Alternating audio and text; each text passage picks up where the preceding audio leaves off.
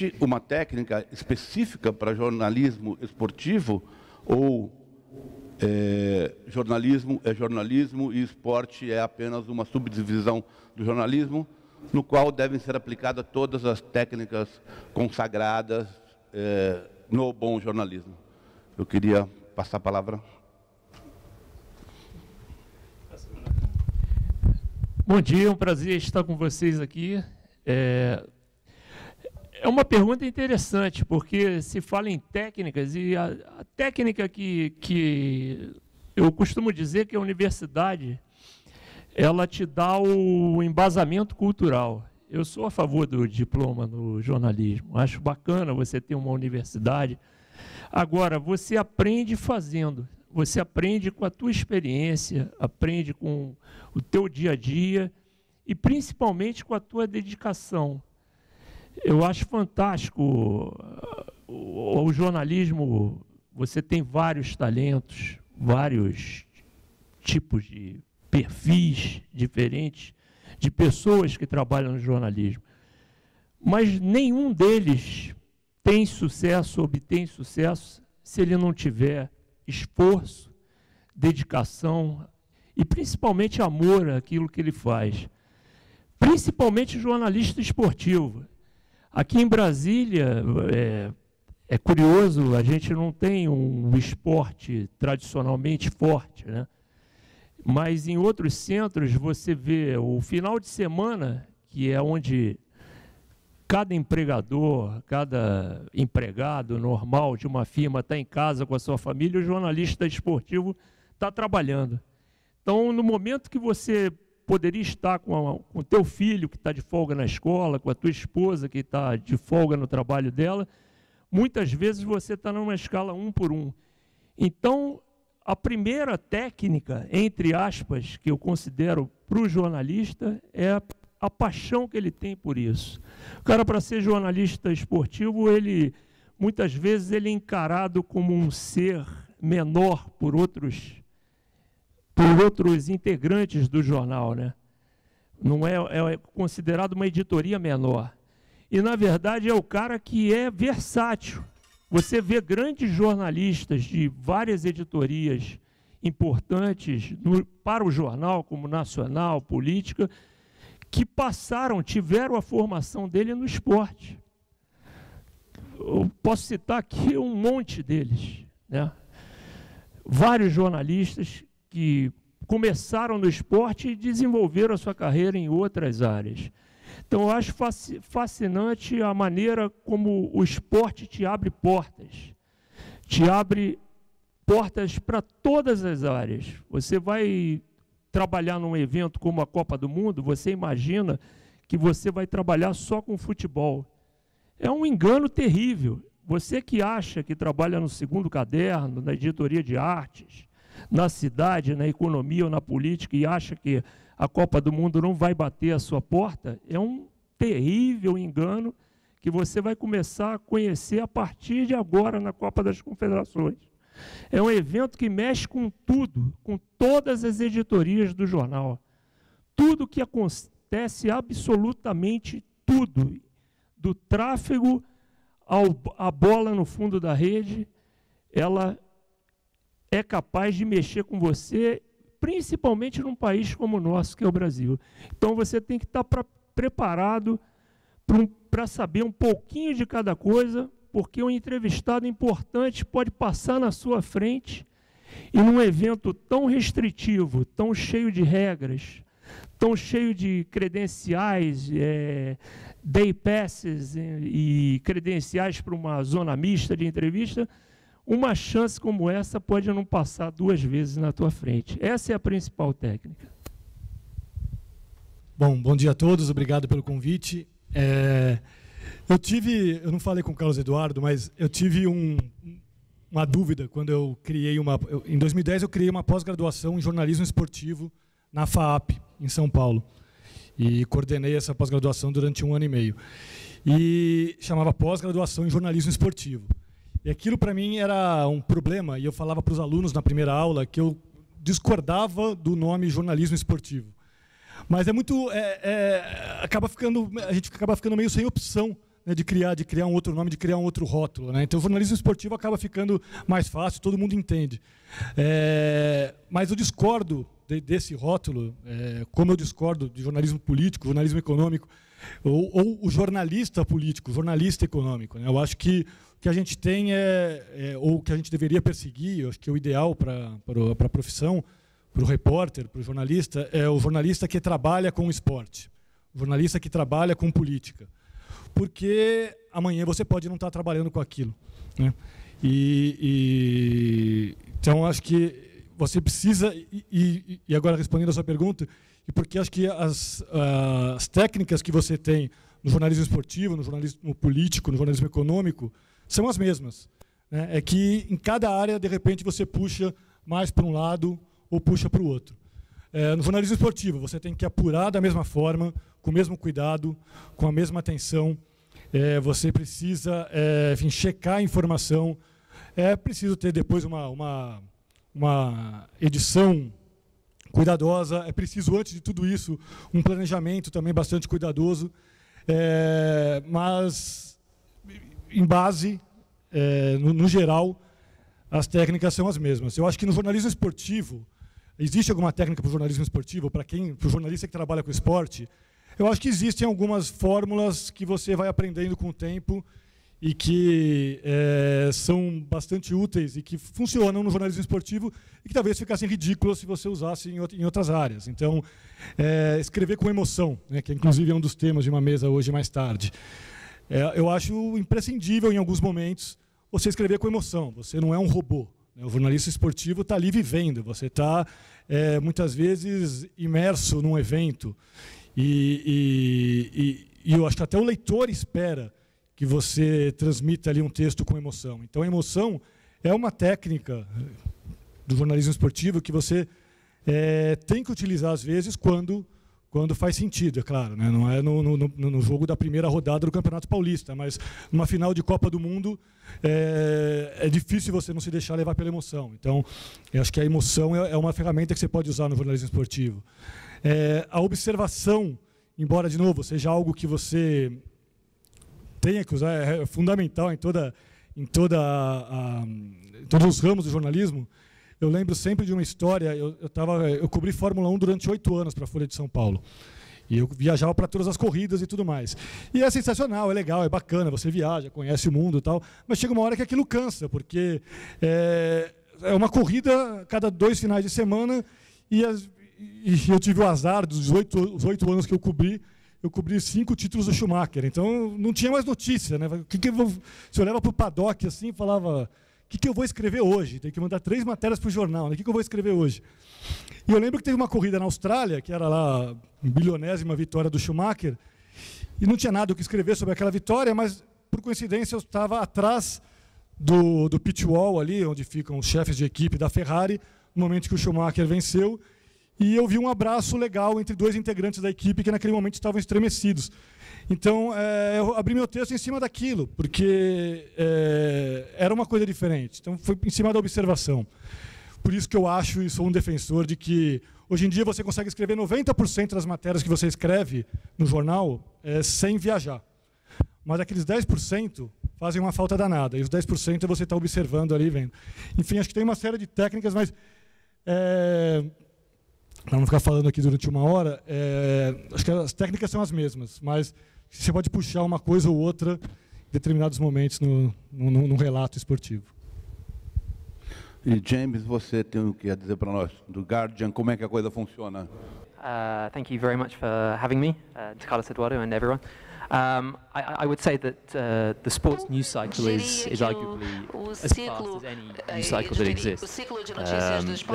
And we're spoiled as sports journalists.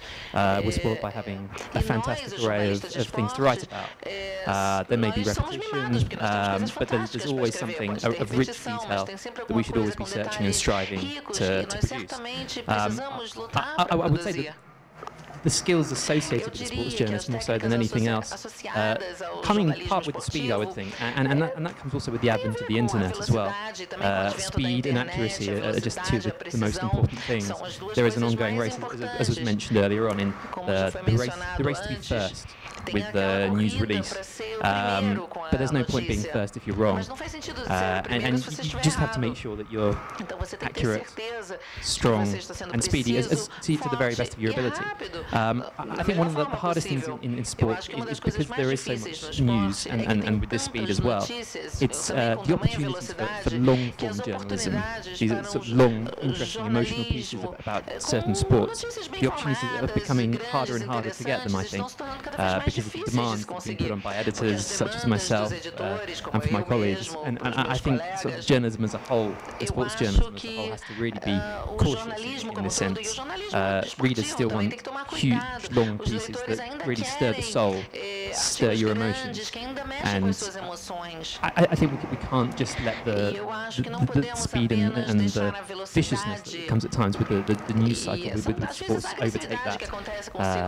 So yes, I mean, I think the skills that you use as a sports journalist should be interchangeable with any other any other department within a media organisation. If you're covering Formula 1 recently, you may find yourself on the streets of Bahrain dealing with, which very much isn't a sports news story, but you need to use your skills and implement it in different arenas within the media.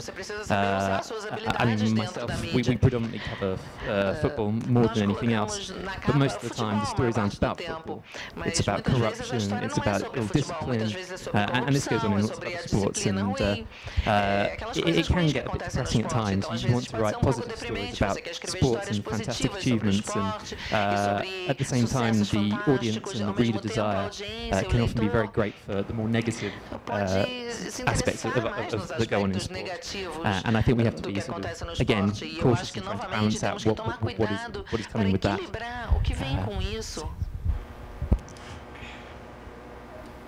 A gente percebeu de cara aqui que existe dois ambientes que se complementam, né, na cobertura esportiva.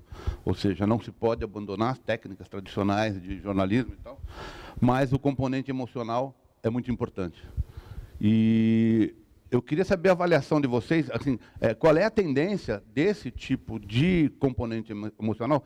Só para fazer uma... A gente recentemente teve 2 exemplos de comportamento esportivo muito emblemáticos, na minha opinião, que foi a final, os jogos entre o Barcelona e o time alemão, e os jogos entre o Corinthians e o time argentino. Parecia que eram 2 esportes completamente diferentes. E a gente pode atribuir essa diferença eminentemente ao comportamento emocional dos jogadores, ao estilo de jogo e tal. E eu diria que esse estilo contamina muito a cobertura que se faz desse esporte aqui no Brasil.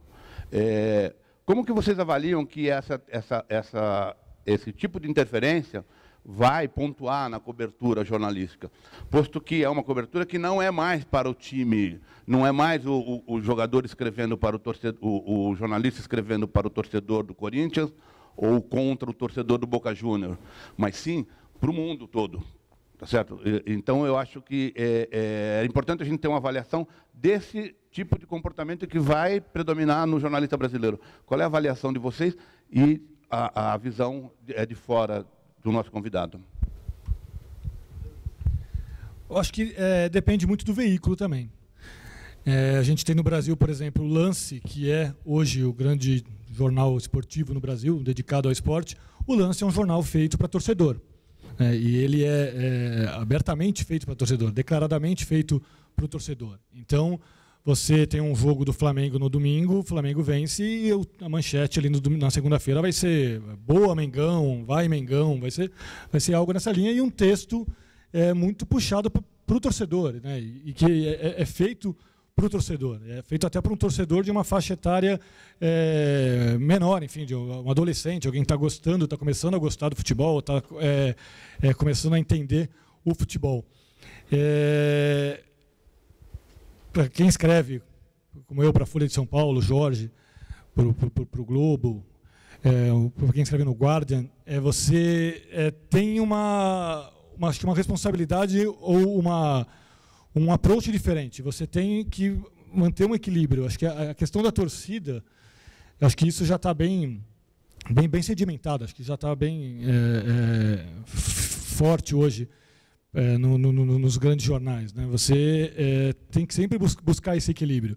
E mesmo você buscando sempre esse equilíbrio, e aí pegando carona na mesa anterior, você sempre vai ser acusado. É curioso isso no jornal, mas você tem uma rodada, tem um Corinthians e Boca. Se você escreve no jornal que o Corinthians não jogou bem, como foi o caso na semana passada, o Corinthians não jogou bem, acho que foi a pior partida do Corinthians desde daquela eliminação para o Tolima.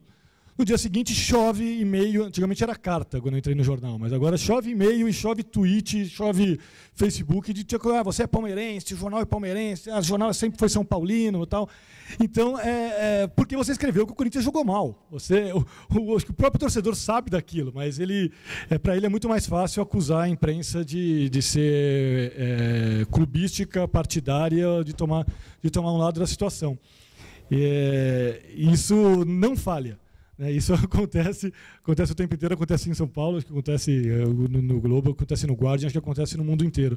Mas aí não é problema nosso. Mas, enfim, mas acredito que hoje, enfim, tirando o Lance, que é um jornal que vai conforme a maré, porque vive muito de venda e banca, e porque é um jornal que é feito para o torcedor, eu acho que, pelo menos no resto da imprensa brasileira, hoje a gente vê algum equilíbrio. Os grandes jornais, eles têm essa diferença, até o Fábio externou bem. A questão do Globo, por exemplo, nós não somos um jornal esportivo. Nós somos um jornal nacional que tem a pretensão de contar as melhores histórias do esporte. Essa é a nossa pretensão. Noticiário, pegar um enfoque diferente, até porque a gente tem essa grande concorrência do tempo real, que é o Twitter, é o Facebook, é a internet, é o nosso site, que está cada dia ganhando mais espaço. Então, o desafio do jornal impresso é manter, se reinventar e se manter atraente, que é um grande desafio. Para o dia seguinte, quando o cara já leu, já viu, já tweetou, já entrou no Facebook, já viu N programas de debate, ele consiga encontrar no jornal impresso algo que seja diferente e conquistador para ele, arrebatador. Então, o escrever cada vez mais, apesar de você ter esse cuidado com a torcida, de não parecer pró-determinado clube, você tem que escrever cada vez mais com emoção e pegar uma particularidade do jogo, uma história, ou até um personagem diferente indo além do jogo. E, confesso a vocês, não é fácil com esse mundo de assessorias, onde, por exemplo, o Flamengo baixou uma norma a coisa de 3 semanas, que nenhum jogador pode dar qualquer entrevista se não tiver um assessor de imprensa do lado dele. Quer dizer, você quer vender a marca do seu clube dessa maneira? Não é. Há também um trabalho do clube de tentar, porque nosso futebol é tão rico em diversidade e tão pobre financeiramente, tão mal administrado, tão amadoristicamente administrado, por razões como essa também, de você criar poucas oportunidades. Então, o que eu digo, teu conteúdo está chegando cada vez mais a novos horizontes, a outros países. Está chegando ao torcedor, o flamenguista, o palmeirense, o tricolor, o torcedor de qualquer agremiação, que mora nos Estados Unidos, mora na China. Hoje em dia, o cara está na China, na Tailândia, com um clique. Ele escuta o time dele do coração jogando numa rádio. Ele acessa um canal em tempo real que mostra o gol 10 minutos depois dele ter acontecido, se é de uma TV que tem direito. Então, isso também é fascinante para a gente, porque nos obriga a nos reinventar. Eu tenho o jornalismo como uma profissão que é uma reinvenção constante. Você tem que se reinventar a cada semana. Você acha que aprendeu tudo e é o primeiro grande erro do jornalista. É como você ir para um aeroporto. Você já viajou 31 países e acha que não vai acontecer o diferente. E você tem que estar preparado para aquilo. É o que eu digo sempre, a oportunidade passa voando na tua porta. Eu lembro de uma coisa que aconteceu comigo na Olimpíada, que eu fui morar em Londres 5 meses antes, num projeto olímpico que o Globo lançou, que está em curso agora, e fui morar em Londres por 5 meses antes da Olimpíada, e já tinha ido ao Wembley pelo menos 10 vezes nesse período de 5 meses. No dia que o Brasil foi eliminado, perdeu a medalha de ouro olímpica do futebol, o presidente da CBF passou pela zona mista e não falou com ninguém. E o vice-presidente passou também e não falou com ninguém. Disse que não queria dar entrevista. Ninguém que estava presente no estádio sabia por onde eles iriam sair. E aquilo me ajudou muito, ter ido ao Wembley 10 vezes. Antes, com a configuração do estádio para treinamento olímpico, e eu sabia onde ele ia passar. E passei num corredor junto com o Carlos Alberto Parreira, que era observador técnico da FIFA, do grupo de estudos técnicos da FIFA. E naquele corredor que eu passei com ele, na companhia dele, eu fiquei esperando o Marinho e o Del Nero. E enquanto todo mundo dizia que o Mano iria ser demitido naquele dia, o Globo foi o único jornal que deu que ele não sairia. Porque o Marinho me disse, você fique tranquilo que não vai sair. Eu perguntei, presidente, vai sair o Marinho? Ou vai sair o Mano? E ele me disse, não vai sair. E o Globo bancou isso e não saiu realmente. Só veio sair praticamente 1 ano depois. Então, o que eu digo a vocês, as oportunidades, elas passam, como o Fábio falou, de observação, de conteúdo. Você está preparado para saber quem você vai entrevistar.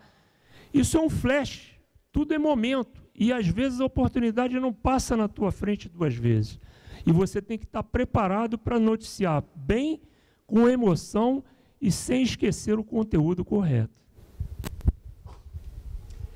Yes, I mean, I would say speaking from a British perspective, all of our national newspapers, again, as well as you say, being accused of bias and supporting certain teams, they have to try and be emotive and passionate about the sport rather than the clubs and specifically themselves. And I mean, my media organisation, The Guardian, it originated as a local newspaper. It's called the Manchester Guardian in the north of England, where Manchester United and Manchester City are based. And during the years, it eventually became just The Guardian, became itself based in London. But now, with the advent of the internet and everything, we are now global media companies. We have a global audience. We have an unprecedented opportunity. I think everyone in the media does now have an unprecedented opportunity with a bigger audience than ever before. And we're fortunate by having a large English-speaking number of people around the world. But as well as that, it doesn't have to purely be English speakers that are viewing and taking in our content. I think we need to be looking at sort of unique ideas that can be multimedia. It can be as with the Olympic Games. Because, as was mentioned in the previous discussion, the IOC are particularly stringent on their rights for videos, and so obviously we weren't unable to show any videos of any of the sports that went on. So we decided to recreate them by using Lego bricks. And it became a huge issue with the IOC. We saw a big back and forth to and from. But in the end, and with Lego, because we weren't allowed to call it Lego as well. But in the end, you end up creating something for hopefully that's unique to yourself, an innovative, hopefully, idea. But also that can appeal to the world, because it doesn't need any language to go with it, and it should be therefore hopefully making the Guardian's brand and the Guardian's content be visible from a much wider audience. And this goes for football, this goes for every sport that we can have. I think it could be through the use of images, it can be through the use of data as well, and images through that.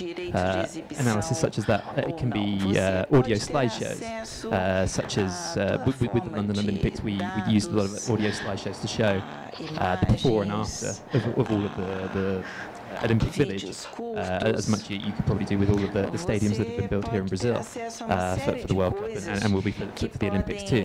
And just being able to show that transition and the transformation, again, it can hopefully appeal to a much wider demographic for your audience. And so yes, I mean, the opportunity for all of these things, as I say, all of a sudden now we cover Real Madrid and Barcelona far more than a lot of English clubs because our audience is global. And so now we're accused of being Real Madrid or Barcelona supporters rather than being Chelsea or Liverpool supporters or whatever. I think you always have to think about beyond your traditional audiences that I think newspapers used to have in a far more in a far smaller base. As you mentioned, your readers can be around the world already, but it's tapping into beyond the traditional reader from your media. And I think the challenge for newspapers is a huge one, and it's facing one of the hardest issues at the moment with the internet being so and being very dominant. I think in the consumption of news and sports news on a daily basis. I know that we recently studied a Swedish newspaper. I think it's Dagbladet, I think it's called, and they use a process where for the newspaper at least 40% of their content every single day is, they call it slow stream news, so it's been content that's been worked on months, weeks in advance, and it can just be slotted into the newspaper. That their view being that most people have already consumed that day's news via other mediums, via television, via the internet, via social media, and they think, well, we can provide you with something different to read at the end of the day, and they can also provide an analysis of the day's events, which is possibly something that you can't get with the immediacy of sports news as it goes. So I think, yes, we're obviously all fighting the same battle for trying to find new innovative ideas, and we just have to keep on trying. Fazer comentário? Eu não sei se é reconfortante ou desesperador perceber que os problemas e os desafios são os mesmos, né? Quer dizer, enfim, eles estão buscando as mesmas soluções que nós estamos tentando no Brasil e os caminhos são mais ou menos os mesmos. E isso que ele comentou também sobre a questão da globalização é algo que foi muito claro na semana passada nos jornais, né? Então, o espaço que se deu nos jornais no Brasil e na imprensa toda, enfim, nos programas de TV e rádio, para a Copa dos Campeões, para a Liga dos Campeões, foi muito maior do que para os campeonatos estaduais, por exemplo, que estavam em reta final, né? E por quê? Porque é algo inevitável. Hoje você vai no playground de qualquer prédio, tem a molecadinha jogando ali com a camiseta do Manchester United, com a camiseta do Real Madrid, no ano que vem provavelmente do Bayern de Munique. Mas, enfim, é curioso ver como os cenários são parecidos. Ele tocou numa questão também que eu acho que remete para a nossa realidade de uma maneira muito forte, que é a questão das multiplataformas. Quer dizer, você, como um jornalista esportivo, você não é mais um jornalista esportivo de jornal. Você tem que ser um jornalista esportivo de internet, de Twitter, eventualmente de televisão. Parece que essa fórmula está sendo muito praticada na Inglaterra, principalmente no Guardian, já de há algum tempo, né? E eu queria perguntar para vocês, principalmente, como que você está encarando esse desafio de serem jornalistas voltados para o esporte, jornalistas oriundos basicamente de jornal da plataforma impressa, tradicional, que deu uma excelente formação, que tem um histórico muito consistente, né? Mas daqui para frente tem que abrir os horizontes, né? Qual é a perspectiva para cada um de vocês, principalmente? É interessante essa tua pergunta, porque o Globo ele começou a ter blogs em 2003, em julho de 2003, vai fazer agora em julho 10 anos que o Globo adotou blogs, né? O site de internet já existia, mas blogs em 2003. E nós já estamos num outro patamar, além dos blogs agora, né? Os blogs já viraram uma coisa antiga, perto do que a gente vê hoje. Então, eu fui um dos 20 primeiros blogueiros do Globo, em 2003. E tive blog até 2006. E eu, em 2006, comecei a sentir que aquilo não era, já em 2006, já não era uma coisa que me cativava ou que me entusiasmava como troca de ideias. E fiquei buscando alguma coisa, o surgimento de alguma coisa que entrasse. veio o Twitter, né, e eu relutei um pouco a entrar no Twitter, achava que era uma coisa muito pessoal, assim, de invasão de privacidade, quando na verdade não era. E desde que eu entrei em maio de 2009 no Twitter, o Twitter virou para mim uma fonte de pauta. Eu sigo pessoas que eu cubro às vezes, mas pessoas que me dão um grau de informação super interessante. Claro que você checa tudo, como o Tom expôs aqui, a gente tem a obrigação de checar cada informação, mas tem conteúdos muito interessantes no Twitter, de gente que não é jornalista, gente que tem estatística, gente que tem uma informação, que tem conhecimento de determinado assunto. Então, para mim, eu vou repetir, virou fonte de pauta. Quando eu morei na África do Sul em 2010, eu tinha já um Twitter muito atuante, eu tinha apenas 7, quando eu fui morar na África do Sul, eu tinha apenas 8 meses de twitteiro, como twitteiro. E aquilo me ajudou, eu passei a seguir imprensa sul-africana, gente que tinha opinião, gente do governo, e me ajudou muito a entender o país. É um país que tem pouco, naquela época, em 2010, tinha só 16 anos de liberdade. Era um país que estava livre há 16 anos. A gente tem até na plateia aqui o Luiz Fara Monteiro, que foi o nosso primeiro brasileiro, né, a chegar na África do Sul, foi correspondente da Record e da Record News, e agora trabalha em Brasília, e aprendi muito com ele lá com o local, né? E a gente se fala, né, inimizade, Globo, Record, entre os jornalistas não existe nada disso. Existe uma coisa fantástica que é a admiração pelo trabalho do outro, o respeito, e você poder aprender com quem faz. Todo dia nessa profissão é um aprendizado. Então, essa coisa que me ensinou muito, aprendi muito com o Twitter. E, para mim, virou uma fonte de pauta. O Facebook eu entendo até como uma outra plataforma diferente. Eu uso o Facebook, tenho até uma página da minha coluna Panorama Esportivo no Globo no Facebook, que eu mesmo criei, para atualizar coisas que eu acho bacana, que podiam estar ali, que gente que segue a gente. E você vê um comportamento totalmente diferente, Cabeção, do Twitter para o Facebook. Enquanto você, às vezes, se manifesta e tem uma resposta, às vezes, agressiva por uma opinião que você tem de determinado torcedor, no Facebook ele já é mais contido, porque o Facebook tem uma política punitiva muito maior, muito mais intensa do que o próprio Twitter. Se você denuncia uma ofensa, alguma coisa, ele pode até te bloquear em questão de horas. E as pessoas têm mais entendimento da opinião, já discute num outro nível diferente do Twitter.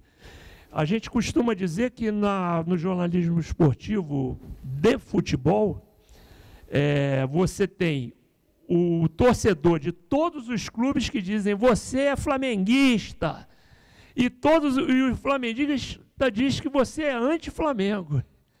Quer dizer, isso é a coisa incrível, né? Em São Paulo é a mesma coisa, a gente diz que a Timão Press, né? Que eles acusam a imprensa de ser a Timão Press, e todos os outros clubes, São Paulo, Palmeiras, Portuguesa, o que seja, dizem que você é contra aquele clube e é a favor do Timão. E o Timão diz que você odeia, o torcedor da Fiel, do Corinthians, diz que você odeia o time dele. Então, uma coisa fascinante você saber lidar com isso e também poder responder, ou às vezes não responder aquela polêmica que vem gratuita. Eu acho que é uma questão de sobrevivência do jornalista hoje em dia. Eu faço rádio, faço TV, faço blog, faço jornal. E se pintar alguma outra coisa, eu vou ter que fazer também, porque eu acho que a maneira... Você atua no Twitter, Facebook? Sim, também não? Twitter, tem o Twitter. O Facebook eu uso menos. O Facebook eu uso mais para replicar aquilo que eu coloco no blog. E o Twitter eu uso mais para dar informação, e uso muito, como o Jorge disse, como fonte de informação. Hoje você pode seguir não só aquele personagem da tua notícia. Eu, por exemplo, enfim, eu cubro o automobilismo há um bom tempo. Eu acabei meio que me especializando, de novo, odeio essa palavra, mas nisso. Hoje eu sigo o piloto, mas eu sigo também a mulher do piloto, a neta do piloto, a filha do piloto, porque a notícia pode sair dali, né? Então, é ela que pode contar alguma coisa, falar, olha, ele está com indisposição, não vai correr amanhã. Então, a notícia pode sair dali. Em 2010, eu fiz uma viagem maluca na Copa do Mundo, que foi um projeto que eu ofereci para a Folha comprou, aceitou, achou legal e embarcou nessa. Eu fui para todos os países da Copa do Mundo durante a Copa do Mundo. Então, a Copa do Mundo dura 31 dias, são 32 países participantes, você tira o Brasil, sobram 31 países. Então, eu fui para 31 países em 31 dias. Então, cada dia que aquela seleção estava jogando, eu estava naquele país. Então, enfim, a abertura da Copa foi na África do Sul, eu estava na África do Sul. Eu assisti a abertura da Copa na África do Sul. O segundo dia de Copa tinha Nigéria e Argentina. Eu assisti esse jogo na Nigéria. No terceiro dia de Copa tinha Argélia e Eslovênia. Eu vi na Argélia. E por aí foi. Eu fui fazendo, fui pulando, fui viajando e tal. E a coisa deu tão certo, o planejamento deu tão certo, que eu consegui fazer Brasil e Holanda em Amsterdã, Brasil eliminado, e fiz a final da Copa em Madrid, a Espanha campeã do mundo. Então, acabou tudo deu bastante certo. Mas, nessa viagem, eu levei uma mochila. Porque, enfim, eu só levei uma mochila e eu ia comprando roupa e jogando roupa fora, entregando roupa, dando de presente ao longo da viagem, porque eu não podia levar mala e corria o risco de perder minha mala. Enfim, de mandar, perderam minha mala na Nigéria e falaram, entrega amanhã na Dinamarca. Então, não dava, né? Então, eu só levei uma mochila. E nessa mochila, aí tem a ver com a sua pergunta, também tinha todo um equipamento para poder fazer uma coisa multimídia. Então, eu levava o meu laptop, que eu tinha que mandar matéria para o jornal, mas além de essa série, enfim, essas matérias saíram na Folha durante a Copa, eram 2 páginas na Folha. Além dessas matérias na Folha, eu tinha post no blog, então o pessoal acompanhava, e daí o post no blog, quanto a matéria na Folha era a essência dessa série, essa série chamava O Mundo que Torce, né? Então, como as pessoas torcem de maneiras diferentes ou parecidas, quais são as especificidades da torcida de cada país no futebol. Então, isso era o que estava na Folha, no papel. No blog, eu colocava mais o bastidor.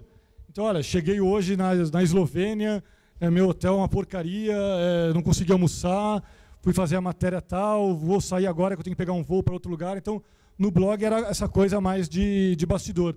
E, além disso, eu levei uma câmera e fiz um filme. Então, eu fui filmando tudo ao longo da viagem. Eu contratei, por conta própria, 31 cinegrafistas. Então, quando eu chegava na Coreia, tinha um cinegrafista me esperando no aeroporto, eu entregava a câmera na mão do cara e falava, você tem que ter 3 coisas na cabeça. Filmar o ambiente, porque ontem eu estava em Gana, hoje eu estou na Coreia. Filmar as pessoas torcendo pelo futebol, que essa é a alma do filme, as pessoas felizes, tristes, alegres, decepcionadas, enfim, a vibração das pessoas. De vez em quando você lembra que eu estou aqui, me faz sentado ali no chão, escrevendo uma matéria para mandar para o jornal. Então, também rolou um filme. Então, foi uma viagem que acabou resultando em 3 produtos. Eu acho que é isso que a gente tem que tentar fazer hoje. Acho que é bom para a gente, é bom para o empregador, é bom para o público e, de novo, para a gente é uma questão de sobrevivência. James, e você como que lida com essa questão das redes sociais, Facebook, Twitter, e de que maneira isso colabora no aprimoramento técnico do seu trabalho? So I think, as you mentioned, I mean, we're now, if you're a journalist, you're now a writer, a reporter, an audio journalist, a video journalist. You can be with Vine on Twitter. You can be your own editor now as well for making films. The skills required, I think, I mean, they're accessible to everyone starting out. You want to start out in journalism, it's all there on the internet. And I think for those wanting to begin, I mean, you need so many different strings to your bow, as it were, to start off in journalism compared to many other any other sort of professions and ways of life. In terms of sort of using social media, without trying to go too much into the earlier discussion, I think as well as journalists also have a requirement to be representing the organisation for which they're working for. So, as much as we said, sports individuals have a responsibility to their employers, so do journalists. So they still need to adhere to the company's highest standards possible. Certain journalists can be baited by people on Twitter with uncomfortable, unpleasant remarks, and they're purely doing it to get a rise, to get a reaction from the journalist. And there are often some very high-profile cases. I don't know if it happens here as much, but it definitely does in Britain, that certain journalists react to this, and it just doesn't work very well. It doesn't end up looking very well for them, and so there's almost a need that your profile and persona on Twitter and other social media platforms, it may even have to be a slightly more restrained version of yourself sometimes. You don't want to lose your personality, but at the same time, you can't react to every single thing that's said against you. That's saying some people just ignore that sometimes and are very vociferous and very vigilant and will shout down people. And, I mean, we call them trolls. I don't know if you have a similar word for it, but it's trying to rise. What you want, I think, with social media is you want to get the voices that are worthwhile, that are important. You don't want to waste your time necessarily with people who are just there to cause trouble. And by using that, then you can actually sift the worst content into the best content. I mean, in an ideal world, you want to.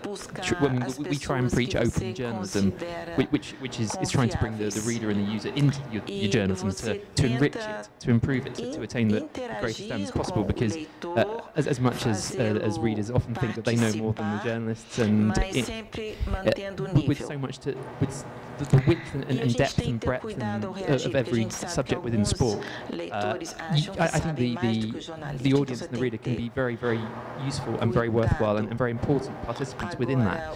I mean, during the Olympic Games, before the Olympics, we put together an Olympics network, which was tried to sort of bring together bloggers, writers, who were sort of who weren't journalists traditionally, to try and bring them to try and provide a wider snapshot and greater knowledge and greater depth of knowledge. We did it in the 2010 World Cup by using bloggers from every single nation that were in the World Cup final, and you find out fantastic stories that we would probably never have come across, because people still have greater depth of knowledge on certain subjects. And with the Olympics, one of the key issues, one of the key stories that we had involved Ye Xuan, the Chinese swimmer, when there was sort of a certain suspicion raised by an American swimming coach as to her success and the reasons for her success. And as well, I mean, we did the main crux of the story and the reporting, that we were able to use one of the members of our Olympics network who were specifically, they were sports scientists. Who didn't do anything about journalism normally, but they had fantastic knowledge of doping in sport and general information like that. So we were able to use their knowledge the following day, and we were able to get, in the end, a much greater, richer content for the story that was there. But yeah, I think that should be the ideal to be able to attain, but it's not always the easiest thing. A gente está falando aqui de uma coisa que a gente entende muito, né, que é futebol, né? Todo brasileiro é técnico, todo jornalista é especialista, então. Mas a gente vai ter Olimpíada também, né? Quer dizer, e assim como todo brasileiro entende de futebol, tem muita gente que entende de determinados esportes que nós não entendemos. Nós jornalistas não temos o conhecimento e tal. E vamos ter que cobrir, vamos ter que dar informações. Ter conhecimento técnico dessa modalidade e tal. Como vocês acham que nós estamos preparados para isso? Como que vai ser esse tipo de cobertura? Qual é a perspectiva dessa cobertura? E aí depois eu adapto a pergunta para o James. Eu acho que nós não estamos preparados para isso. Como você disse, futebol encontra aqui 40 comentaristas, né, para falar de jogo de futebol. Mas alguém vai ter que comentar sobre BMX, sobre mountain bike, sobre esgrima, né? E aí a coisa fica um pouco mais complicada. Eu lembro que na Folha, em 2008, a gente tinha um projeto ali para a Olimpíada de Pequim de buscar também alguns colunistas específicos de modalidades, né? E a gente foi atrás desses colunistas, assim, quem pode escrever para a gente sobre vôlei de praia? Quem pode escrever para a gente sobre esgrima? Só que a gente descobriu que tinha um cara no Brasil que sabia isso e já estava contratado pela Globo, pelo Sport TV, enfim, daí o cara não poderia fazer para a gente. Então, falta gente que conheça, falta gente que entenda. Existe, o Jorge citou aqui logo no começo, às vezes tem uma mentalidade em redações no Brasil de que o jornalismo esportivo é uma coisa menor dentro da redação. E dentro das editorias de esporte existe também a outra mentalidade de que o jornalismo, de que os esportes que não são o futebol também são uma área menor, né? Então tem a turma do futebol e a turma que antigamente se chamava do esporte amador, e daí hoje em dia tem gente que chama de poliesportivo e de outras áreas, né? Então tem aquela turma do futebol que o cara vai para a Copa do Mundo, e tem o cara do amador que vai fazer jogos abertos do interior em São Carlos. Então a coisa é diferente, né? Então ninguém quer fazer esporte amador, todo mundo quer fazer futebol. Então esse é um problema. E acho que caberia às redações e às chefias, e acho que isso seria legal se acontecesse. E acho que ainda está em tempo de acontecer, porque, enfim, a Olimpíada de 2016 ainda dá para fazer isso, é mais fácil do que reformar aeroporto, você criar uma cultura e tentar começar a criar essas pessoas, esses jornalistas. Olha, você vai ser o cara que vai conhecer atletismo. Então, eu cobri 3 Olimpíadas, eu não sou um especialista em atletismo, mas nas 3 Olimpíadas eu cobri atletismo. Então, aquilo me fez entender um pouco do atletismo. Você começa a conhecer as pessoas, o cara começa a te conhecer. O técnico da Malrin vai e te conhece. Você começa a criar uma identidade com aquilo que você está cobrindo, né? Então, o ideal para mim, na minha opinião, é que, e ainda está em tempo, hoje nós não estamos preparados, mas eu acho que ainda dá para que, enfim, os veículos de comunicação comecem a criar, comecem a mandar esses repórteres. Você vai cobrir o Grand Prix de atletismo em Belém, você vai cobrir finais da Superliga de vôlei, né? Coisas que às vezes passam ao largo, mas que são importantes e serão importantes em 2016 na hora de tentar de criar esse profissional e de transmitir isso para o público. Tudo isso que o Fábio falou, eu digo a vocês, basta olhar para o caderno de esportes todos os dias e para o noticiário, o programa de TV, qualquer que seja, né? Você vai ver lá 6 páginas do esporte, 5 invariavelmente para o futebol e uma para o esporte olímpico aqui. E nos Estados Unidos é o contrário, né? Que a cultura é outra, a universidade não é a cultura de clube, a formação é outra. E a gente tem um grande desafio aí, uma montanha para escalar, né? E eu fui a 6 Copas e 6 Olimpíadas. Por quê? Eu fico pensando às vezes, eu sempre gostei do esporte olímpico.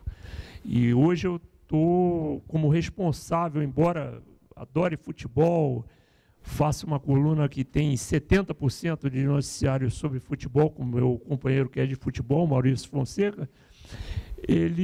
A gente deixa sempre ali um espaço para alguma coisa que seja legal do esporte olímpico, os outros esportes. E eu costumo dizer que uma das histórias mais emocionantes que eu já contei no jornalismo foi de esporte olímpico. A Edinancy Silva, não sei se vocês lembram, uma judoca, em 1995, em agosto de 95, nós publicamos no Globo a história dela, de uma maneira que foi difícil de contar, né? Todo o problema que ela teve, né? Ela nasceu hermafrodita, teve que fazer 2 cirurgias, e a maneira de você contar aquilo sem sensacionalismo, mas contar todo o drama dela e toda a paixão que ela tinha pelo esporte para superar aquilo e lutar numa Olimpíada, né? Chegar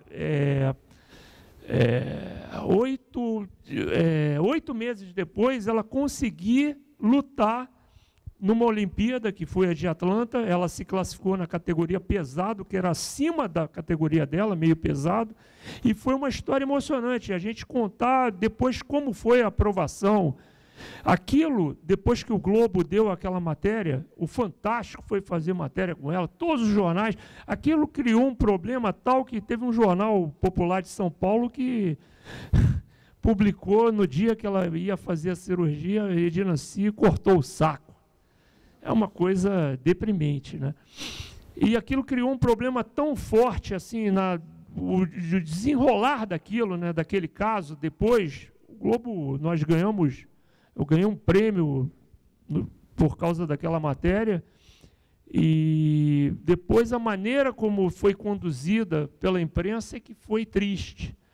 Mas a vitória foi dela, que ela superou tudo aquilo, uma pessoa que não tinha estudo quase algum, que veio de uma família super humilde, onde todos os irmãos nasceram sem qualquer tipo de problema, as irmãs, e ela encarou aquilo de uma maneira linda, até que o caso dela caiu há 3 dias da luta dela, primeira luta, ela não sabia se seria aprovada ou não pelo antigo teste de feminilidade do COI, e ela passou por um exame visual, e o Dr. Arne Lundqvist, que hoje é membro do comitê, presidente da comissão médica do Comitê Olímpico Internacional sueco, ele saiu em defesa dela numa reunião falando: vocês já viram que ela fez a cirurgia, os níveis de testosterona dela vão baixar lentamente, mas vão baixar, e isso não é vantagem nenhuma, ela está lutando numa categoria acima dela. Então, nós temos que valorizar isso, todo o esforço que essa moça fez para estar aqui. Quer dizer, um sueco veio brigar por uma brasileira. E a aprovação dela foi incrível, porque ela acabou a Olimpíadas lutando numa categoria superior, terminou em 7º lugar, lutando contra judocas, que tinha uma judoca egípcia de 150 quilos.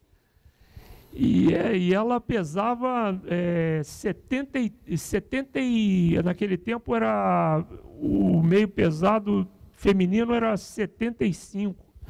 Então a diferença de mais do que o dobro do peso dela. Então essas histórias bonitas, o jornalista ele tem esse compromisso de contar também. A maneira como ele conta pode influenciar tudo. Então, você levar ao seu jornal uma história bonita é um desafio que cai até hoje, o que é um desafio ainda maior com a internet, com os blogs, com o tempo real, com todas as assessorias de imprensa querendo te bloquear. Fábio e James sabem bem disso. E fica em você o orgulho de ter contado uma história de uma maneira que te influenciou e te marca até hoje. James, eu queria adaptar um pouco a pergunta para você. Você tem uma tradição, a Inglaterra tem uma tradição enorme de cobertura desse tipo de esporte, que para nós não é...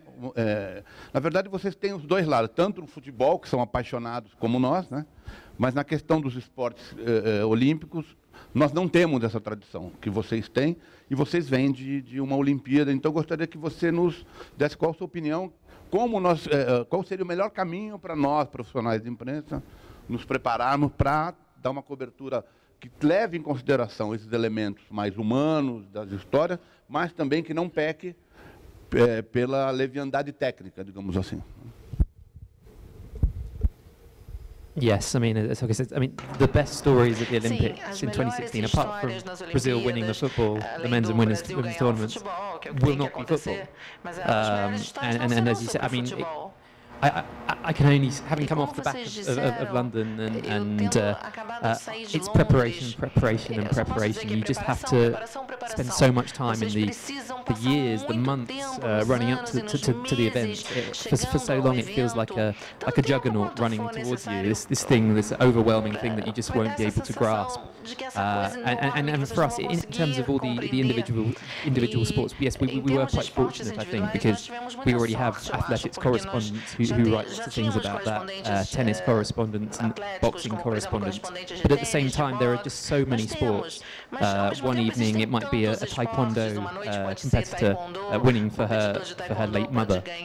It may be a South Korean fencer staging a sit-in protest at the end. It may be a rower who's come second 3 times in a row. The entire nation is willing behind her, and she finally wins. The story will be in so many different places that that's the hardest thing to prepare for. I mean, in terms of the sheer sort of basic planning of as we went through it, we went through with the most boring yet sort of detailed plan for every single event on every single day, months in advance, and that was after assigning reporters to every single sport, probably 12 months in advance. Sometimes these were reporters who covered sports at previous Olympics, so there was a sense that they already knew a bit more about the sport and were going to expect that they were going to be covering that. But for some people, they were total novices. Our sailing correspondent had rarely ever been down to the sea before to take it in before. These are there are so many different things. I think you sort of identify sort of branches of sports because lots of sports can come into certain contact sports, certain can be coming into sort of judo, taekwondo can often be brought in together. For instance, sailing obviously has so many different categories, it sort of deals with that itself. But giving the journalists the opportunity to prepare and gain the knowledge in the run-up, speaking to people, interviewing people, and just widening their knowledge on a sport is the most important thing. But it also provides a real opportunity for journalists, I think. If journalists are looking for, maybe even more so in Brazil, journalists who want to break into newspapers and so on, I think that possibly identifying niche areas, which may be traditionally regarded as niche areas, and then becoming experts in that. Newspapers will probably be crying out for assistance and knowledge and help with this as well as utilising their staff as it is. So I would say that would be a key thing as well.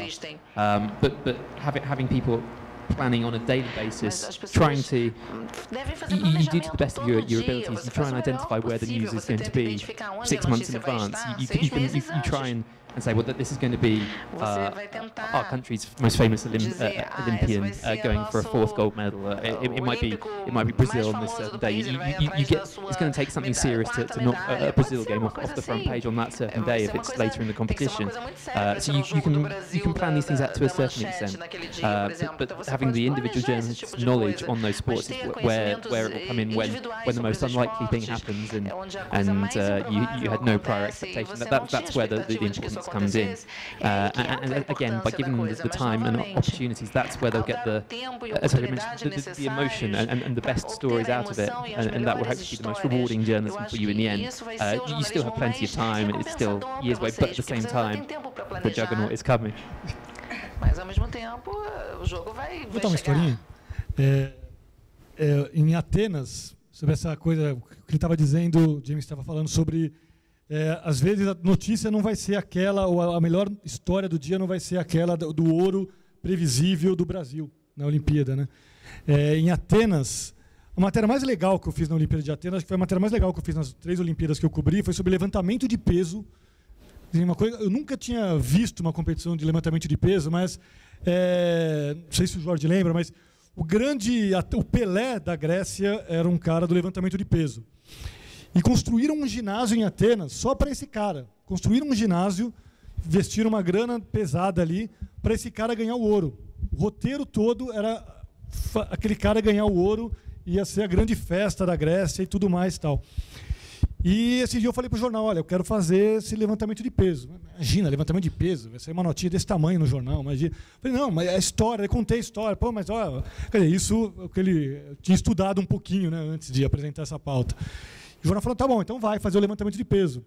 E eu fui, e foi a coisa mais emocionante que eu cobri em Olimpíada, porque era um ginásio inteiro torcendo para o cara, para o grego, do levantamento de peso.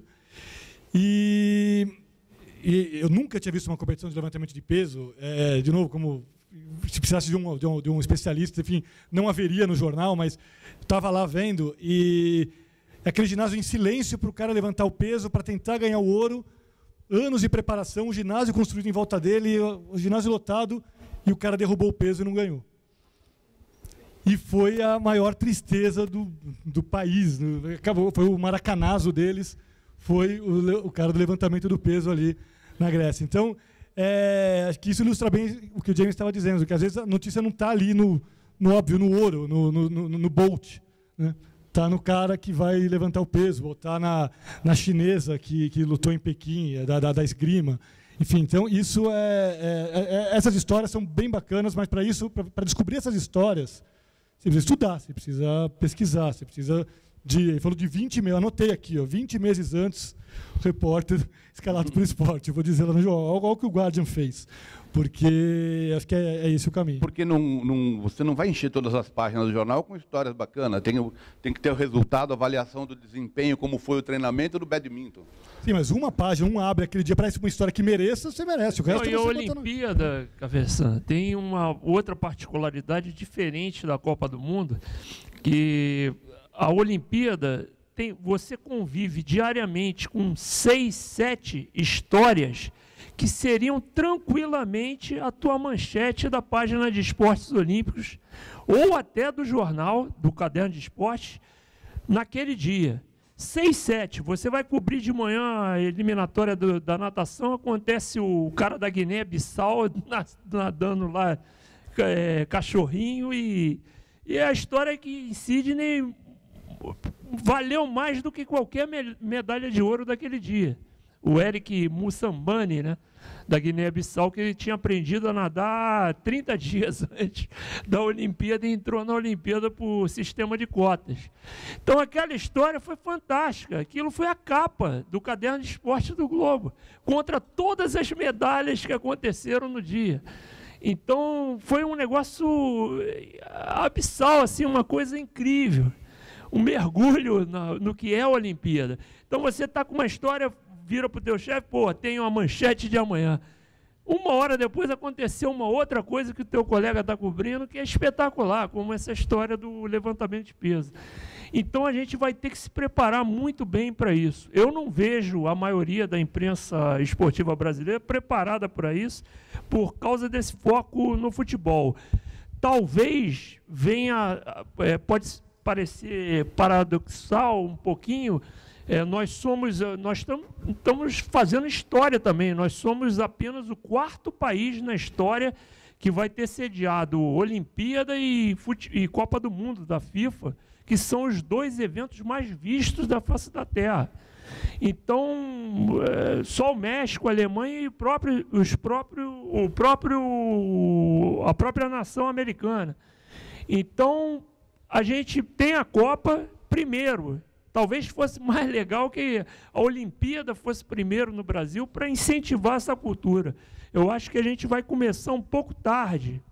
Em julho, dependendo do que acontecer, se o Brasil ganhar a Copa, então vai ser mais 6 meses aí de feriado no país, que tudo gira em torno do futebol. Agora, talvez fosse mais legal se a Olimpíada fosse na frente, como foi na Alemanha, como foi também na Cidade do México, com o México em 68. Para a gente que não tem essa cultura olímpica tão forte, para descobrir, se preparar, e a gente vai ter 2 anos aí para escalar repórteres 2 anos antes, recrutar em outras editorias. Eu lembro do Sydney Morning Herald, de Sydney, que fez para mim um dos mais brilhantes cadernos olímpicos, talvez o mais brilhante que eu tenha visto nessas Olimpíadas todas que eu cobri desde Barcelona. Ele recrutou e deu treinamento a repórteres que nunca tinham ido cobrir uma partida esportiva, um jogo, qualquer evento. Mandou durante 3 anos anteriores às Olimpíadas esses repórteres viajarem o mundo cobrindo eventos desses esportes que eles iriam cobrir para se familiarizar. E voltando lá atrás, lá no começo, no que o Fábio falou, 90% você pode fazer um jornal inteiro só da tua redação.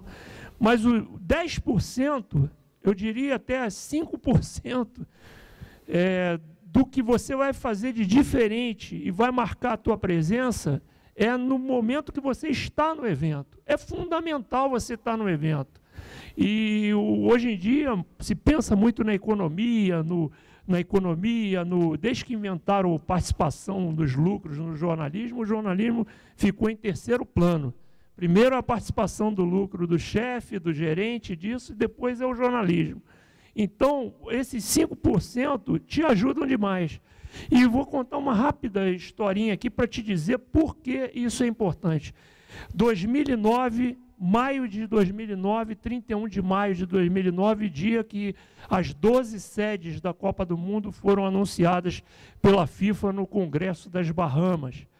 Eu estava brigando há anos com o jornal para mandar a gente num congresso da FIFA, por causa das várias reuniões que tem, das comissões, e aí teve a coletiva de anúncio, uma coletiva que durou 25 minutos, mais ou menos, e estava no centro da mesa Joseph Blatter, presidente da FIFA, à esquerda da mesa da imprensa, o Jerome Valk, secretário-geral, e à direita o Ricardo Teixeira. A imprensa inteira, todos os presentes ali, durante pouco mais de 20 minutos, só fizeram perguntas para o Joseph Blatter e para o Ricardo Teixeira. Ora, quem cobre futebol, cobre Copa do Mundo, sabe que quem manda na Copa do Mundo é o secretário-geral da FIFA. Ele controla as finanças da entidade e a Copa do Mundo. Ele é contratado pela FIFA, ele é um funcionário da FIFA para dar lucro à FIFA. Ele só pode ser destituído ou nomeado por indicação do presidente da FIFA, submetido ao comitê executivo da FIFA, que sempre aprova. Ele jamais pode ser destituído ou nomeado por indicação de um membro do comitê executivo da FIFA. É talvez o único cargo na FIFA onde o comitê executivo não tem ingerência. E aquele cidadão de 2 metros e pouco de altura estava lá sentado, até que ele se levantou e saiu. E eu fui atrás dele. Abandonei a coletiva e fui atrás dele. E nunca tinha falado com ele na vida, nunca tinha feito uma pergunta ao Jerome Valk, porque não tinha coberto reuniões da FIFA antes, congressos, só tinha coberto as Copas e ele não estava na Copa anterior. E aí perguntei a ele, Jerome, ele entrou na sala do protocolo da FIFA e voltou. Quando ele voltou, eu perguntei, Jerome, bom dia, meu nome é Jorge Luiz Rodrigues, eu sou do jornal Globo do Brasil, eu posso te fazer 2 perguntas? Ele, claro. Aí fiz a primeira pergunta a ele, como é que está a situação dos estádios, em especial do Maracanã? Não, o Maracanã, nesse momento, até agora, era 2009, não tem problema, tem um projeto, ainda está demorando um pouco a sair, mas está dentro do prazo. Aí perguntei a ele, e os outros estádios? O Morumbi, que vai ser a abertura da Copa, tem capacidade suficiente? Não, o Morumbi é um problema. Se nós pusermos tudo que a FIFA quer dentro do Morumbi, o Morumbi não pode sediar uma semifinal nem abertura, porque ele vai ter menos de 60 mil lugares líquidos. Eu encerrei a entrevista ali. Eu pedi a ele para fazer 2 perguntas, não fiz mais de 2 perguntas.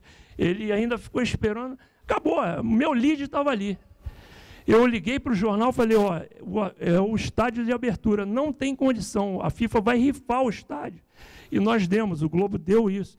Quer dizer, a partir daquele momento, eu que nunca tinha falado com o Jerome Valk na vida, saiu no Globo aquilo e a FIFA sabia tudo que sai nos jornais. Eles não desmentiram a história, ele ficou marcando tudo que eu perguntava ou que eu ia, e o que eu digo a você, é a oportunidade de você estar presente no evento. Se eu estivesse no Brasil cobrindo pela TV Globo o anúncio das sedes, jamais teria aquilo. Jamais. Então, é fundamental você estar presente. Bom, vamos abrir, então, para as perguntas da plateia. Alguém quer... Boa tarde. Eu gostaria de saber que, com relação à cobertura dos esportes olímpicos, como atraiu as pessoas para essas modalidades, manter elas fiel a essa cobertura em períodos que não são olímpicos. Existe uma técnica para trazer esse leitor para essas modalidades?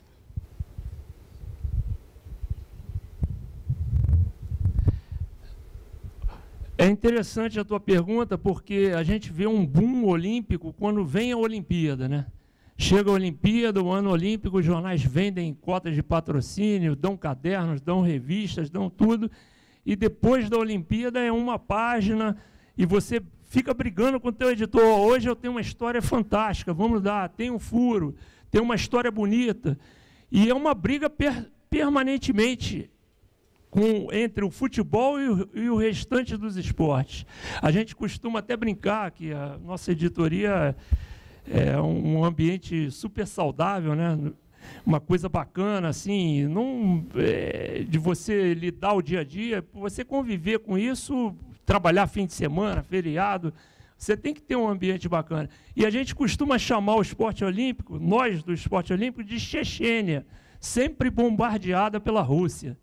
Então, a gente fala, a Chechênia hoje tem um espaço, precisa de um espaço, precisa de 2 páginas.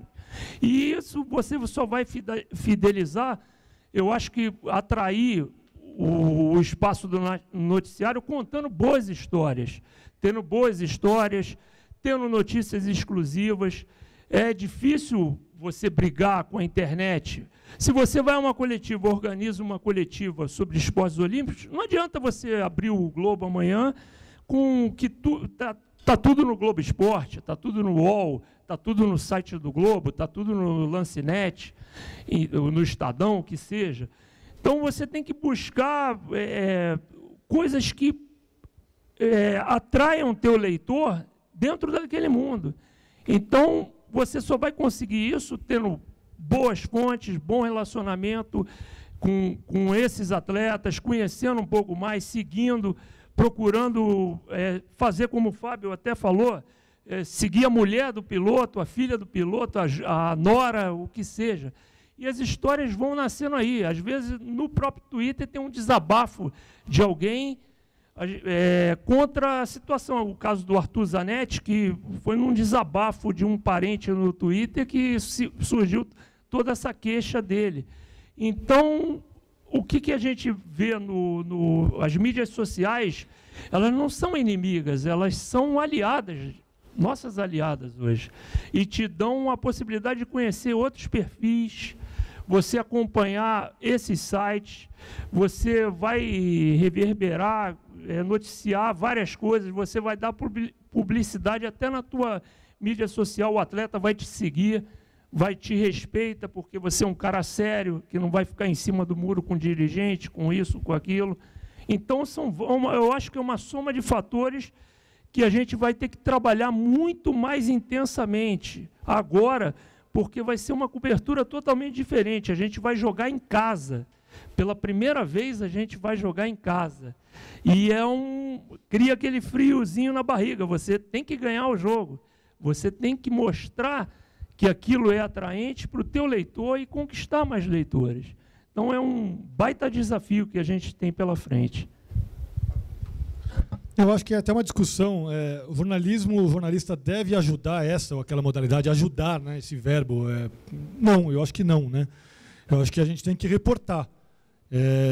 Muitas vezes tem essa cobrança. Vocês não ajudam o handebol. Eu não tenho que ajudar o handebol. Eu não sou a federação de handebol, não sou patrocinador de handebol, não sou um clube de handebol. Eu tenho que reportar o que está acontecendo no handebol, seja bom ou seja ruim.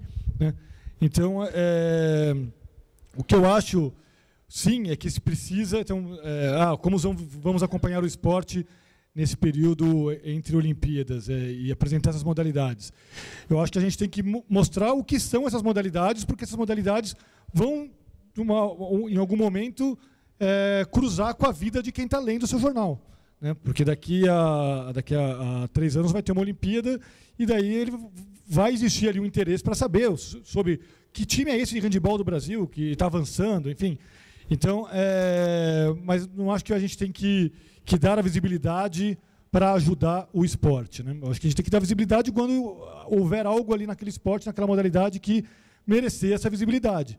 e muitas vezes são essas histórias, né? Então, falei do levantamento de peso. Acho que, e voltando lá para a sua primeira pergunta, Gabriela, sobre técnicas do jornalismo esportivo, embora eu tenha dito que acho que as técnicas são as mesmas de outras áreas do jornalismo, a gente tem uma vantagem, que é o fato de trabalhar com uma matéria-prima muito boa, que são as boas histórias, né? Então, no esporte, você tem sempre boas histórias. Procurando, você acha boas histórias. Você sempre vai ter uma história ali de superação, de drama, de estrelismo. Enfim, é até relativamente fácil achar boas histórias. Se você for num time de handebol do interior de São Paulo, aposto para você que você vai encontrar uma boa história ali. Mas aquela é a melhor história? Não existe uma melhor história num time de handebol no Espírito Santo? Enfim, essa é a tarefa, é procurar as boas histórias, as melhores histórias. A gente tem essa matéria-prima e, talvez, assim, contando essas histórias, talvez a gente não vai acompanhar o Campeonato Paulista de Handebol de uma maneira sistemática, mas contando, de vez em quando, boas histórias sobre o handebol, sobre o vôlei de praia, sobre o badminton, você vai aproximando esse esporte do público que vai, de repente, vai se defrontar com esse esporte um dia, lá para frente. James?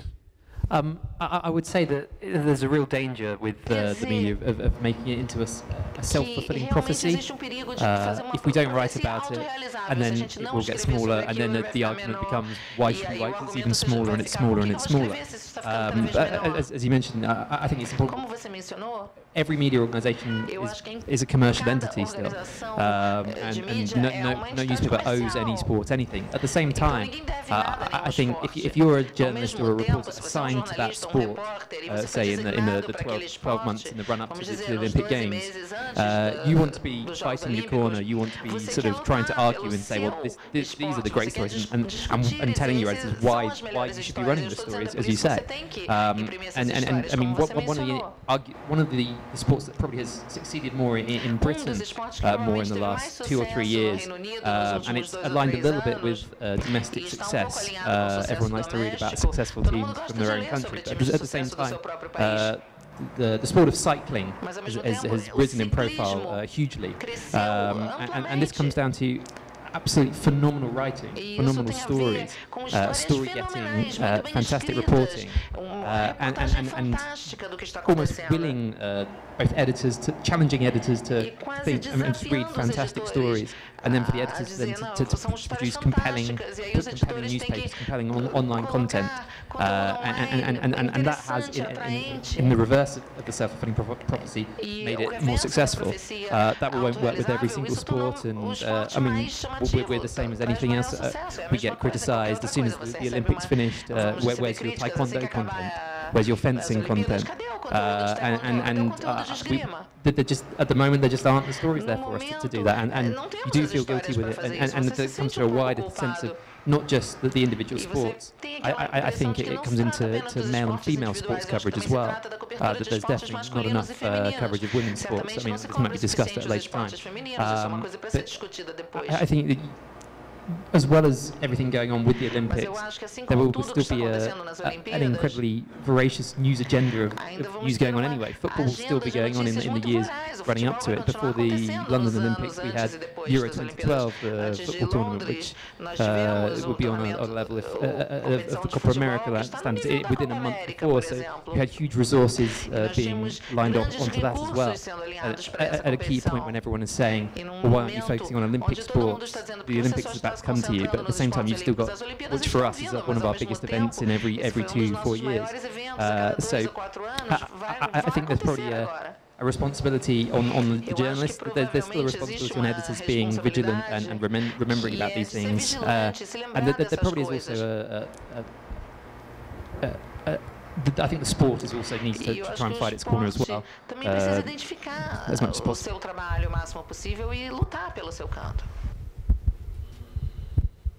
Sim. Meu nome é Diego, sou estudante de jornalismo aqui de Brasília. E, sugando um pouquinho de vocês, a reportagem, por exemplo, do Fábio, do O Mundo Torce, não deixa de ser um jornalismo investigativo, analisar como cada nação torce, a identidade de cada país, para com o futebol e sua cultura em si. Além dessa pegada da emoção, e lógico que há um custo para isso, você viajar de país em país, mas casar, fazer um casamento perfeito da emoção do torcedor, que sem isso não tem propósito de existir o futebol, o esporte em si, esse casamento do jornalismo mais investigativo mesmo, né? Não de um furo, simplesmente, mas de analisar as raízes do povão ali mesmo. Fazer um casamento do jornalismo investigativo com a emoção e também com os custos. Na visão de vocês, essa é a melhor saída assim, para o futuro do jornalismo esportivo e do jornalismo em si? Porque se a gente ficar sempre com o programa, o que você acha disso? O Corinthians, o Palmeiras foi assim, sim. Fica aqueles programas muito release, muita repetição, e sair dessa mesmice, assim como a sua reportagem. E já engatando, perguntar para o Fábio se existe também o interesse de repetir um trabalho desse nessa próxima Copa, nessa próxima Olimpíada, ou algo parecido, né? Até dentro do Brasil, como cada região, cada torcedor, a identidade de cada torcedor, fora do eixo Rio-São Paulo. Eu não faço isso nunca mais. Porque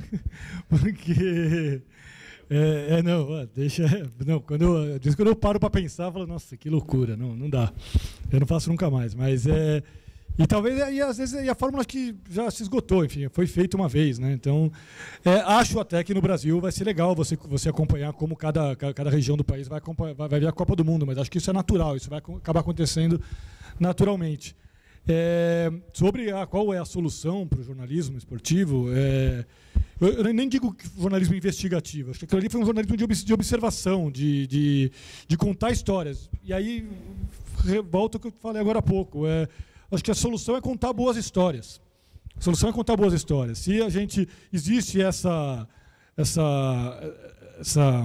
fórmula criada pelos jornais, e como o James disse, não é só no Brasil, não adianta só você reportar o resultado, precisa analisar também o que há por trás daquele resultado. Isso acho que os jornais já vêm fazendo. Hoje o espaço para opinião nos jornais é muito grande, tem sempre um colunista ali e tal.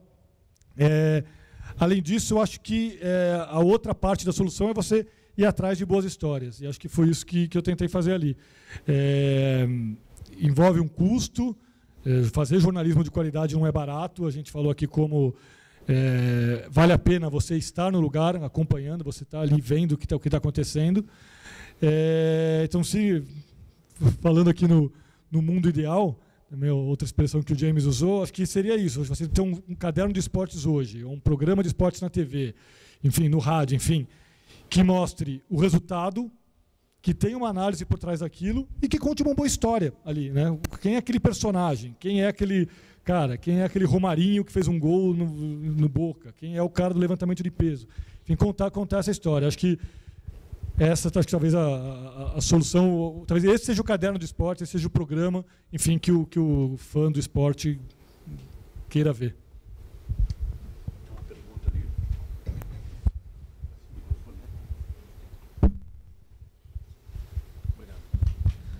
Bom, boa tarde a todos. Jorge, você falou dos profissionais que trabalham em empresas diferentes, que são amigos.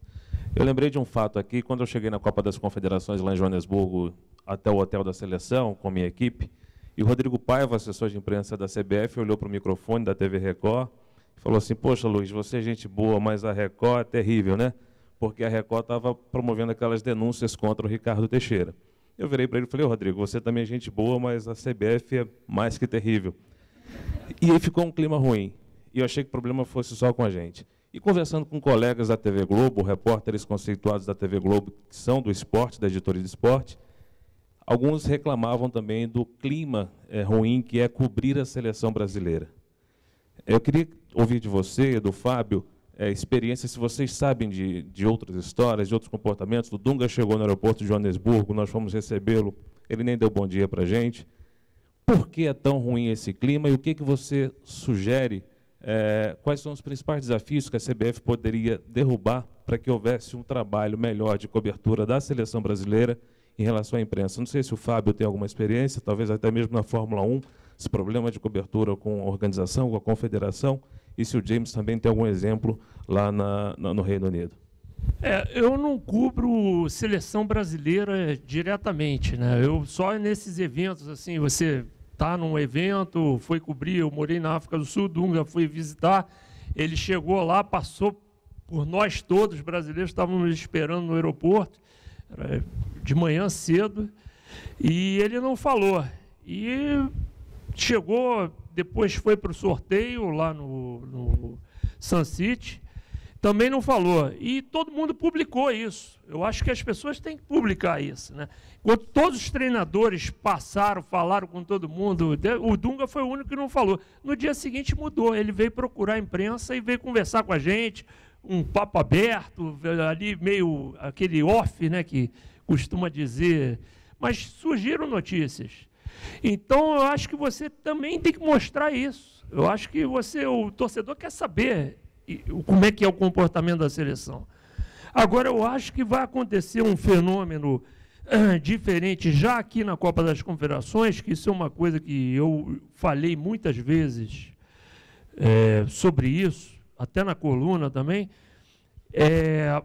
A Copa das Confederações, a CBF, eu acho que vai anunciar isso em breve, ela vai permitir que os não detentores de direitos tenham uma equipe filmando todos os dias os treinos das seleções. Quem não tem direito da Copa das Confederações tem direito a credenciar uma equipe para cobrir a seleção, coisa que nunca houve nas outras Copas. Não pôde em 2010, não pôde o cara entrar com câmera para concorrer com os detentores, que são Globo, quem compra, né? Agora é Globo e Bandeirantes na Copa das Confederações. E Sport TV. Na Copa do Mundo vai ser todo mundo, Fox, ESPN, todo mundo que não tem direito comprou. Esses caras, até o SBT está querendo comprar, segundo me disseram. Mas quem não tem direito, não pode entrar no jogo. Nos locais que pertencem à FIFA, não é permitido de jeito algum. O cara entra sem câmera, como observador, naquele assento de observador, e fica ali. Agora, e na coletiva de véspera, se for no estádio, não pode entrar também, que a FIFA preserva isso. Mas nos treinos da seleção, por exemplo, o Dunga em 2010 e o Parreira em 2006, eles fizeram coletivas, organizaram no hotel da seleção para que fosse só fazer um reconhecimento no campo, na véspera, e não deram coletivo ali. Às vezes era obrigatório fazer uma coletiva na véspera do jogo, mas não importava se fosse no estádio oficial ou no local, no centro de treinamento que a equipe escolhesse. Então, isso vai ser uma coisa benéfica, vai abrir espaço para rádios, para televisões, que não tem a grana que é necessária para comprar esses direitos. A rádio, então, eu acho que é mais difícil ainda, porque o cara tem uma rádio em Florianópolis, ele vai comprar para transmitir a Copa do Mundo, ele tem que transmitir a Copa das Confederações, ele não pode fazer insert comercial na transmissão. Tá, até o Zebini, que está ali da Fox, pode até explicar isso direito, que é o expert nesse assunto, mas do que eu tenho conhecimento, eu acho que essa restrição em termos de seleção brasileira vai ser melhor. Vai ficar melhor para trabalhar. E a CBF está montando uma estrutura, segundo eu apurei, de 800, pode receber até 800 jornalistas por dia nos jogos, nos treinos para a Copa das Confederações. E 400 nas coletivas e zona mista. Eu Jorge, não me lembro de Copa que tenha isso. Estamos meio... Deixa o Fábio fazer a consideração dele, por favor. Não só... o esporte está ficando cada vez mais profissional, e com isso você tem a figura do assessor de imprensa, como o Jorge falou também mais cedo aqui, sempre do lado do seu personagem. Então, esse é um problema para quem cobre esporte hoje no dia a dia. Você vai no treino do Botafogo e querem colocar, você quer sua matéria, aquele dia é o Seedorf, mas querem colocar o Vitinho. Então, assim, hoje todo mundo vai ouvir o Vitinho. Mas você não quer ouvir o Vitinho, você não tem nada para perguntar para o Vitinho, então a matéria é o Seedorf, mas você vai ter que ouvir o Vitinho ali, porque é o cara que a assessoria de imprensa do Botafogo decidiu que vai falar com toda a imprensa aquele dia. Isso é muito chato. Como fugir disso? Tentar, de novo, cavar alguma história, tentar chegar lá, olha, eu sei que o Seedorf tem uma história assim, assim, assado, vou escrever sobre isso, tem mais alguma informação, enfim, tentar sair desse oficial, driblar esse oficial. Na Fórmula 1, quando o Montoya estreou na Fórmula 1, eu pedi uma entrevista com o Montoya. O Montoya era um piloto sul-americano, correndo pela Williams, que era patrocinada pela Petrobras, enfim, tinha ali, pintando como um grande piloto, um adversário do Schumacher. Eu fui lá pedir uma entrevista com o Montoya, em março. A Williams foi me dar entrevista com o Montoya em novembro. Quando chegaram para me dar entrevista, eu falei, agora eu não quero mais, porque já não é mais novidade, já não é mais o adversário do Schumacher, eu não quero. Então, enfim, então é muito complicado lidar com isso. Então, acho que esse é mais um desafio que a gente tem. Enfim, voltando à primeira pergunta, mais uma coisa de técnica e de ferramenta que você precisa hoje é tentar fugir desse oficial. Senão, no dia seguinte, todo mundo vai sair com a coletiva do Vitinho. E acho que escrever o mesmo que todo mundo está escrevendo não é legal para o jornalista. Well, I mean, I think access to football teams, especially in Britain, it's getting worse. It's getting harder and harder. Access by clubs is very rigid.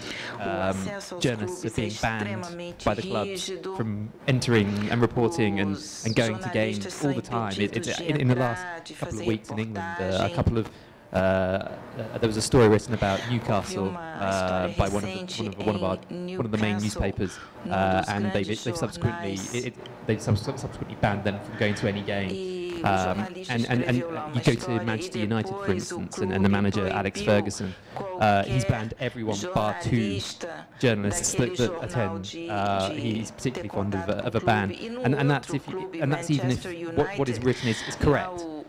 If they don't like what is written at times, then you can still get banned, which is absolutely ridiculous.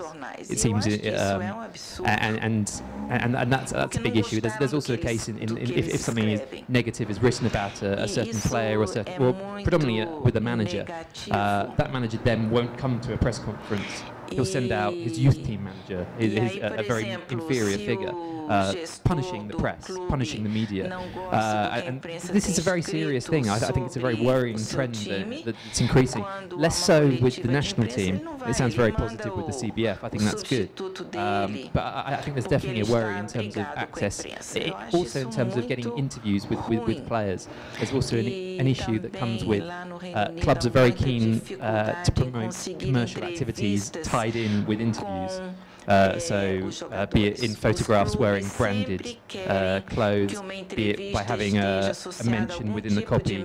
I can see why they want to do it for their own commercial interests, but it's as a journalist, you don't really want to be sort of tainted by having to mention these things. But it's definitely a big issue, and I do fear that, as mentioned in the earlier discussion, I think the IOC and FIFA will be very, very rigid in terms of media, just the dissemination of media. I also think it'd be very hard for media organisations to get accreditations, access to the tournament. We fought incredibly hard to try and get access to the London Olympics that were 2 miles down the road, and the demand from the world would be so great. And it comes back to the preparation again, but I mean there will be issues in terms of being able to get enough of your reporters out everywhere. I do think that could be an issue.